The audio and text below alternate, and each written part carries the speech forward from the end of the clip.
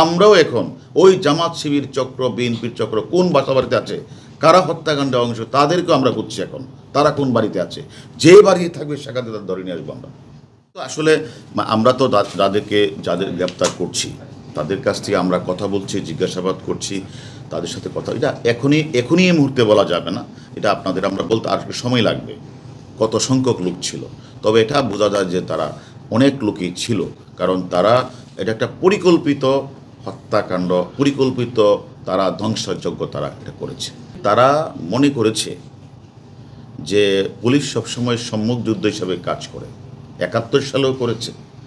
প্রতিটি আন্দোলনে ১৩, ১৪, ১৫, ১৬, ১৮ এবং ২৩ সাল পর্যন্ত পুলিশ সম্মুখ যুদ্ধ হিসেবে কাজ করে এবং একটি গণতান্ত্রিক সরকারকে অবৈধভাবে ক্ষমতাচ্যুত করা, একটা রাষ্ট্রকে অকার্যকর করার জন্য একটি চক্র সবসময় গোলাপানিতে মাছ শিকার করে একটা রাষ্ট্রের বিভিন্ন যে বিষয়গুলিকে তারা ঘোলাটে করে তারা অকার্যকর রাষ্ট্রে পরিণত করতে চায় একটি চক্র। তারা বারবারই ব্যর্থ হচ্ছে পুলিশের কারণে, যার কারণে তারা এখন পুলিশকেই তারা টার্গেট করেছে। শুধু তা না, পুলিশকে যে পিটিয়েছে বা মেরে হত্যা করে তা না, তারা অনেক বাসাবাড়িতেও গিয়েও তারা কিন্তু পুলিশ সদস্য আছে কি না তারা সেটাকেই করে। আমরাও এখন ওই জামাত শিবির চক্র, বিএনপির চক্র কোন বাসাবাড়িতে আছে, কারা হত্যাকাণ্ডে অংশ, তাদেরকেও আমরা খুঁজছি এখন।